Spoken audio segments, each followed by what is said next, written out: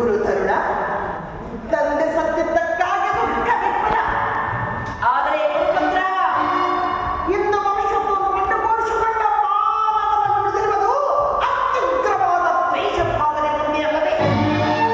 ಇದೇ ತರಂಗಾರ ಪಾಂಡವರ ಪಟ್ಟದರಸಿ ನಿನ್ನ ಅಣ್ಣ ನನ್ನ ತಂದೆಯ ಕತ್ತನ್ನು ಬಾಗಿರುವಾಗ ದ್ವೇಷವನ್ನು ಬದಿಗಿರಿಸಿ ನಾನು ನಿನ್ನೊಡನೆ ಶಾಂತಿಯಿಂದಲೂ ಧರ್ಮದಿಂದಲೂ ಮಾತನಾಡಿ ಅಂದ ಬಳಿಕ ಸಮಸ್ತ ಮನುಷ್ಯತ್ವವನ್ನು ಕಳೆದುಕೊಂಡಿರುವರೆ ಯಾವತ್ತೂ ಮನುಷ್ಯನಲ್ಲೇ ಮನುಷ್ಯತ್ವವನ್ನು ಕಳೆದುಕೊಂಡಿದೆ ಗುರುಪುತ್ರ.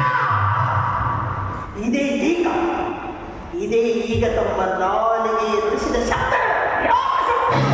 ಮಾನವನ ರಕ್ತ ಮಾಂಸದ ಜ್ವಾಲೆಗಳಿಂದ ಈ ಶಬ್ದಗಳಿಗೆ ದ್ವೇಷದ ಬಣ್ಣ ಬಣ್ಣದ್ದು ಎನ್ನುವುದಿನ್ನೇನು? ಆ ಬಳಿಕ ಸಾಮಾನ್ಯರ ಕಾಡಾದರು. ಗುರುಪುತ್ರ, ಇಂದು ಎಲ್ಲಿ ಕಣ್ಣಿನಲ್ಲಿ ಕಾಮುವುದು ಕೈ ಸಾಧನವರ ಕಣ್ಣೀರು, ಸಬಲರು ಹಾಯಿಸಿದ ನೆತ್ತರು, ಪ್ರೀತಿಯೇ ಪವಿತ್ರವೆಂದು, ಗೆಳೆತನವೇ ಸಮಸ್ತ ಮಾನವ ಸಮಾಜಕ್ಕೆ ತಳಹದಿ ಎಂದು ಉದ್ಘೋಷಿಸಿದ ಉಪನಿಷತ್ತಿನ ಧರ್ಮವಾಕ್ಯಗಳು ಹಳೆಯ ಹೊತ್ತಿಗೆಯ ಮಾತುಗಳಾಗಿವೆ ಮತ್ತು ಸುಳ್ಳಿನ ಕಲ್ಪಿಯಾಗಿವೆ. ಇದೆಲ್ಲ ಅನಾಹುತಕ್ಕೆ ಕಾರಣವೋ?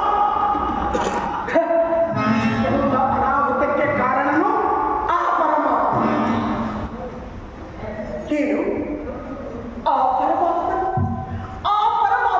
ರಕ್ತ ಪಿಪಾಸವಾಗಿರುವ ಆಗದಿನ್ನೇನು ಅತ್ತೆ ರಕ್ತ ಪಿಪಾಸುವಾದ ಪರಮಾತ್ಮನಿಗೆ ಅರ್ಪಿಸುತ್ತಿದೆ ಮನುಜ ಕುಲ ರಕ್ತಾದ್ಯ ತರ್ಪಣ. ನೆರೆದಿರುವ ಭಾರತದಿಂದಲೇ ಈ ಮಾತಿಗೆ ತಕ್ಕನು. ಭಾರತೀಯರಿಗೆ ದಾರಿ ದಿಕ್ಕುಗಳ ತಪ್ಪಿದರು. ಭಾರತ ಸ್ತ್ರೀಯರಿಗೆ ಎಂದಿಗೂ ದಿಕ್ಕು ತಪ್ಪುವುದಿಲ್ಲ, ದಾರಿ ತಪ್ಪಿದರು.